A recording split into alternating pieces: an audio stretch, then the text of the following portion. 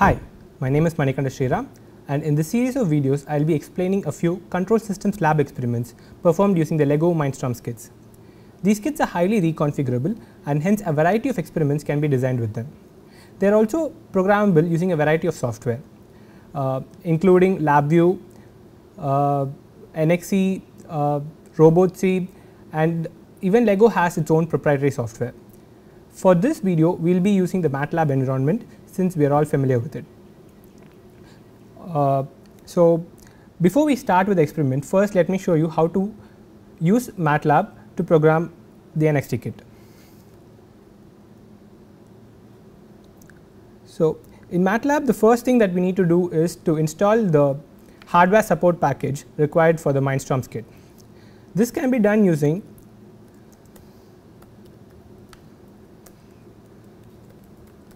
support package installer command.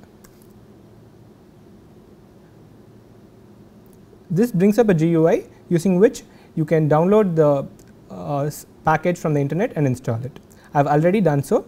So, in my Simulink library, I have the toolbox for Mindstorms kit. This gives you the various sensors that can be attached to the NXT kit, and timers, battery sensors, and Bluetooth connections, etc. The first experiment that we will be looking at is how to control a DC servo motor using the Mindstorms kit. So, what we need to start with? So, we need to know what a DC motor is.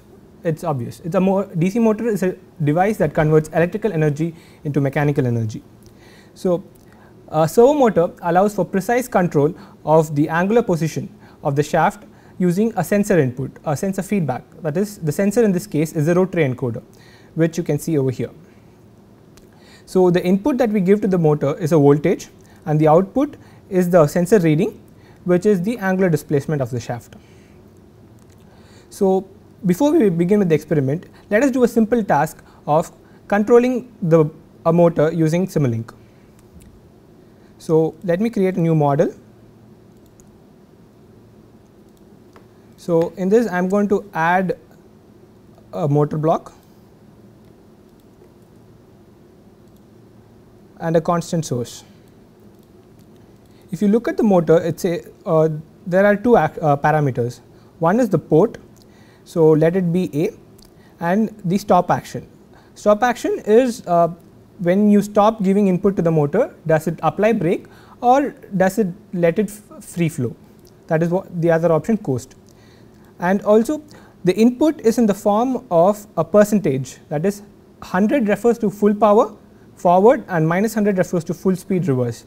So, what we are controlling the motor with is not the voltage value, but it is the percentage power.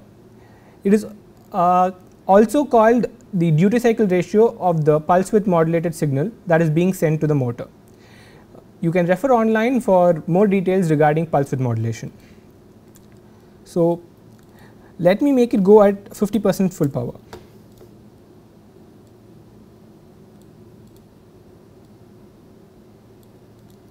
So, deploy this code on the hardware. We first need to prepare the model to be run on target hardware.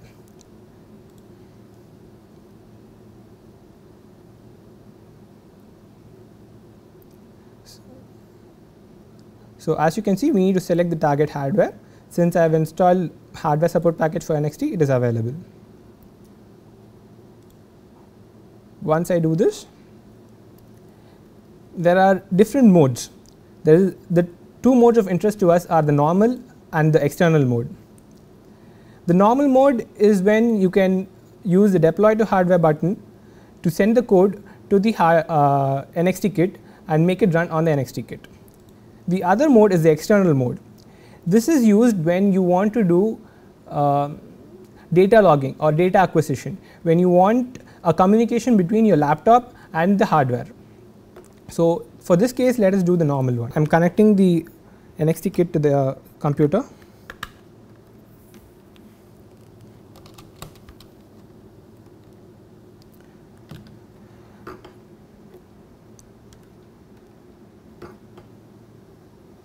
Once it is connected, you can use the deploy to hardware button. Ensure that your NXT intelligent brick is turned on.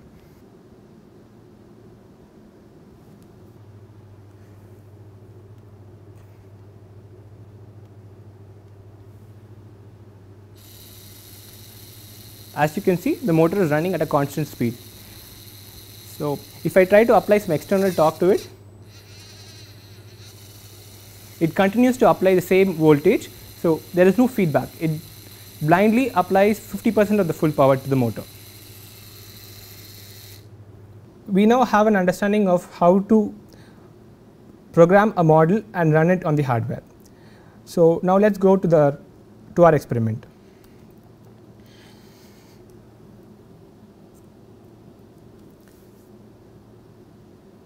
So we are familiar with how to design a controller for an LTI system. LTI, that is a linear time invariant system. So a motor is a time invariant system. So that is very straightforward, because when you apply the same voltage now or tomorrow or day after, the output is going to be the same. So the other aspect is the linearity. So we need to establish the linearity of a motor. So what is a linear system? A linear system gives a sinusoidal output when excited using a sinusoidal input with perhaps a phase shift or a magnitude scaling. So let us try to establish the linearity of this system. So to do this, we need a sinusoidal input wave and we need to record the output. So we need to take the encoder reading and plot a graph between the two. So I have already prepared a model for this. So let me take you through the model. So as you can see, there is a sinusoidal voltage generator. I am having this is just a control signal, so it is of amplitude 1, and the frequency is set from the workspace. So f over here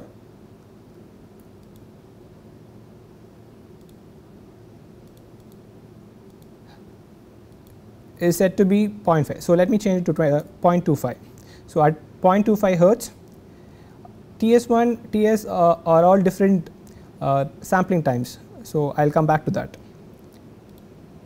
So f is 0.25 and that is what is being applied here, and the sample time over here is TS1.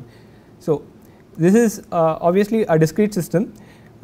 So this TS1 determines your discretization, and so this just multiplies your sine wave by 100 and feeds it to the motor. So this gives you how much power is being sent to the motor. So one thing over here is our input signal that we want is the voltage, but we are giving only, we are able to control the motor using the percentage power. So we need some way to calculate the voltage from the given percentage power. This is done using this blocks. So even though you say 100% power, it refers to 100% of the maximum voltage that can be supplied from the current battery voltage. Since the battery voltage decreases over time because of usage, the maximum voltage also decreases. So 100% power will not map to a same constant voltage for all times. So empirically, we have a relation which maps, we have a linear relation between the battery voltage and the maximum voltage that can be supplied. So you can take this relation for granted and use it, and hence the current percentage power into the maximum voltage gives you the current voltage. So this is the input and the output is the encoder. The encoder reading is taken and this is just type conversion, and both these readings are being fed into scope. So a scope block is helpful in data logging. So in settings, in history, you need to say save data to a workspace. This way I will be able to get we can post process the data. So the format I am using is array. So we have the required setup. So let us run this experiment for a frequency of 0.25 hertz. Again, the procedure is same as before. Turn on the NXT, and this using deployed hardware will not allow us to acquire the data. Hence, we will have to go to external mode for this case, and we will have to use the run button.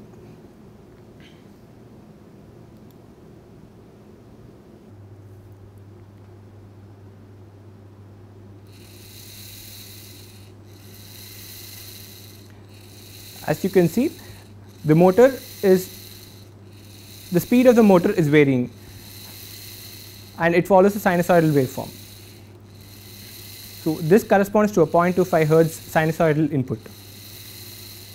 Now, we can process the data that has been transferred to the laptop through Bluetooth. So, through the scope block, we will have the data present in the workspace. So, as you can see over here, we have the motor response data.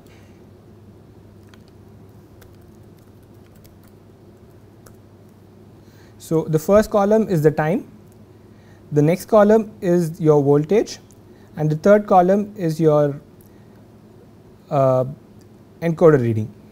So, I have written a script called get mag phase.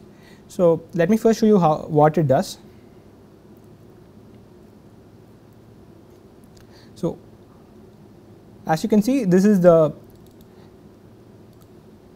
plot. The left axis is your voltage and the right side axis is your encoder reading, and as you can see, the two waveforms have a phase shift and a magnitude scaling.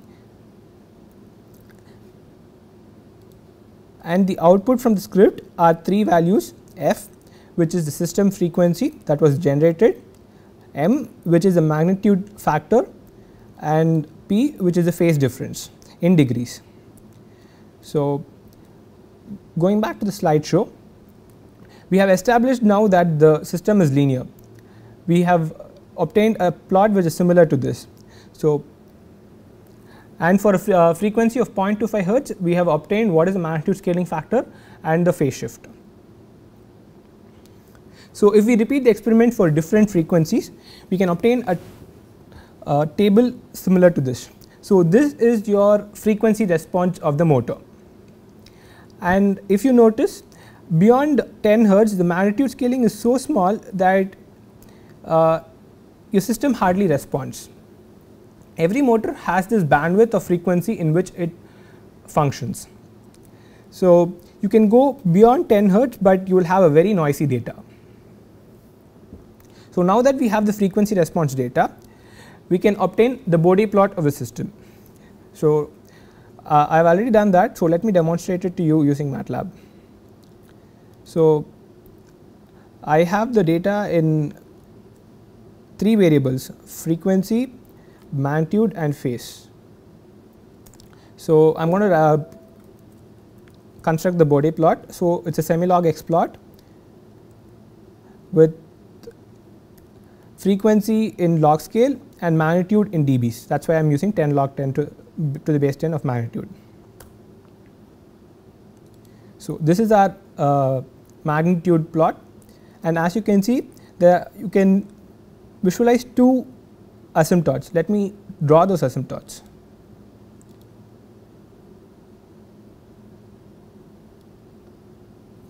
So, one asymptote goes like this, and another asymptote is approximately like this. So, what you can see is for lower frequencies you have approximately a 20 dB drop per decade, and for higher frequencies you have a 40 dB drop per decade. And let us see where it changes from 20 dB to 40 dB. This is approximately at S is equal to 13. So, what we can infer from this is there must be a pole at S is equal to 0 and there must be another pole at S is equal to 13. This observation has to be cross checked with the phase response. So, let us do that.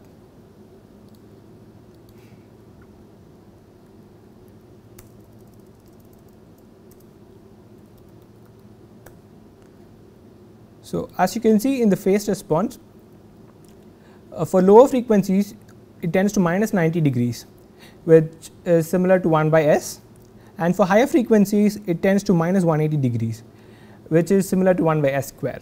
So, this implies that we have two pole system and it is a minimum phase system. The plot is very noisy over here because, as we said, beyond 10 Hertz the system hardly responds. So, this corresponds with the plots that I have shown here, and so we know now that we have a pole at S is equal to 0 and S is equal to 13. So, those are our 2 poles. So, fitting this to a expected transfer function model of a servo motor, we obtain that alpha is equal to 13. So, we know that h of s is equal to some constant by s into s plus 13. To obtain the value of the constant, we can fit this model to one of the data points, say 12.8 radians per second. This is from the table. So, if I do that, I can obtain the value for the constant, and here it is 2018 by s into s plus 13. This is the complete transfer function model of the system. With this mathematical model, we can design a controller for our motor. We can design a proportional controller, an integral controller, a PI controller, or any other type of controller. In this experiment, we will be designing a PI controller. So, this must be a very familiar diagram, a block layout wherein you have a controller, a plant, and a unit feedback and a set point. This is the model that we are going to implement for our PI controller.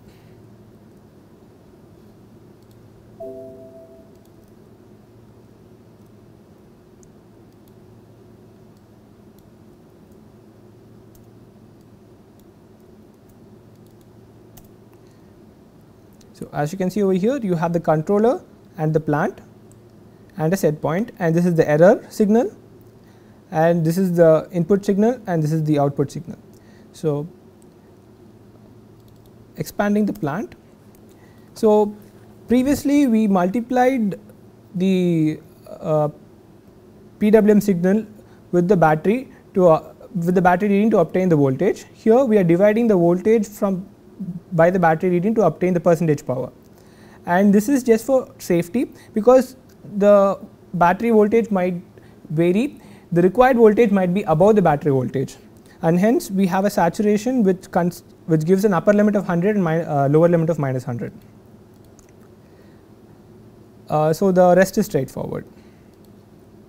So, we have the plant, the output signal, and with the unit feedback. So, let us see what the controller is. So, since we said it is a PI controller, we have 2 parameters, Kp and Ki, and you have an integrator over here.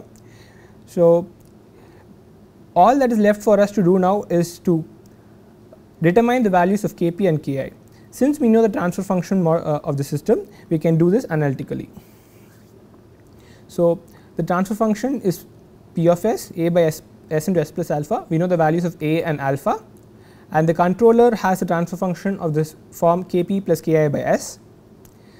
So, using these we can obtain the loop transfer function, and fitting this with the standard expected characteristic polynomial, which is of third order, we can obtain expressions for Kp, Ki, and omega naught in terms of a, alpha, beta, and eta. Since we know the values of a and alpha, and by taking beta and eta equal to 1, we obtain the values for Kp and Ki. So, let us see the performance of the system.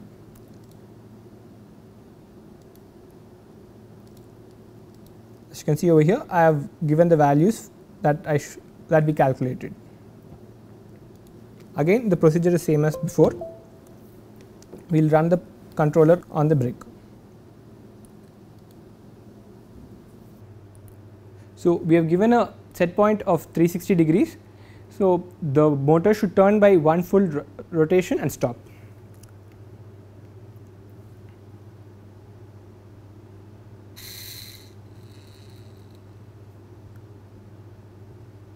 As you observed, the motor overshot and then corrected it back to the required set point. So, as you can see, there is an overshoot and it corrects it. So, this correction is because of the integral controller, which ensures that the system tracks the required set point. So, this is the performance for beta and eta equal to 1. We can improve the performance, that is decrease the percentage overshoot, increase the settling time, etc., by tuning the PI controller. So, since we have the complete transfer function model, you can use the PID tuner present in MATLAB to do the same. That concludes the first experiment. Thank you for watching.